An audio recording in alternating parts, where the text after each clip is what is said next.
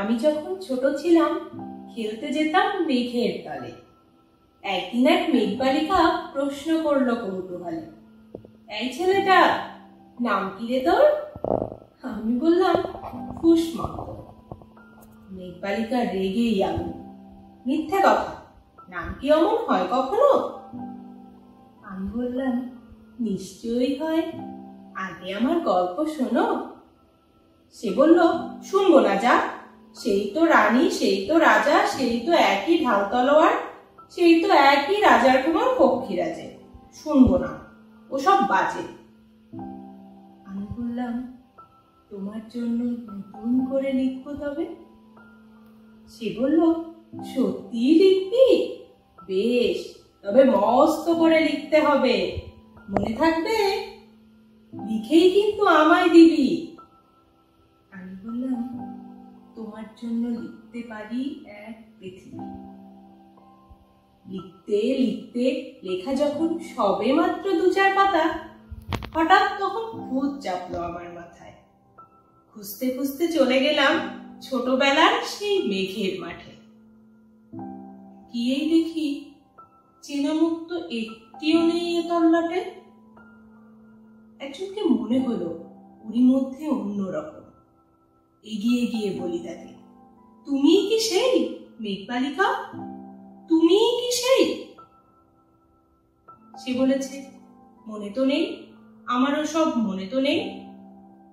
আমি বললাম তুমি আমায় লেখার কথা বলেছিলে। সে বলল সঙ্গে আছে, ভাসিয়ে দাও গায়ের ছিলে।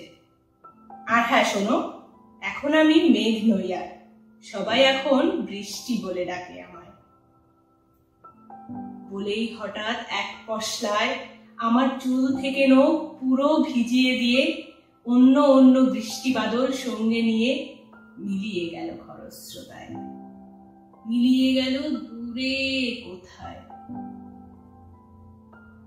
বৃষ্টি বলে ডাকে আমায়, বৃষ্টি বলে ডাকে আমায়। ভাবতে ভাবতে আমি কেবল বসে রইলাম ভিজে একসা কাপড় জামায় গাছের তলায়।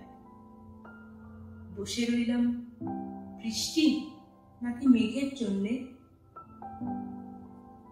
এমন সময় অন্য একটি বৃষ্টি আমায় চিনতে পেরে বলল, তাতে মন খারাপের কি হয়েছে, যাও ফিরে যাও, আবার লেখো, এখন পুরো বর্ষা চলছে, তাই আমরা নানান দেশে ভীষণ ব্যস্ত, তুমিও যাও, মন দাওগে তোমার কাজে, বর্ষা থেকে ফিরে আমরা নিজেই যাব তোমার কাছে। এক পৃথিবী লিখবো আমি, এক পৃথিবী লিখবো বলেই ঘর ছেড়ে সেই বেরিয়ে গেলাম।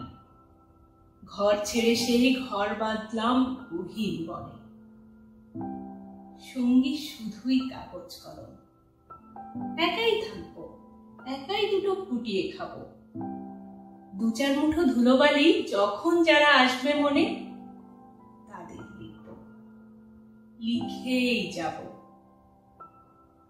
এক পৃথিবীর ১০০ রকম স্বপ্ন দেখার সাধ্য আছে যে রূপকথায়, সে রূপকথা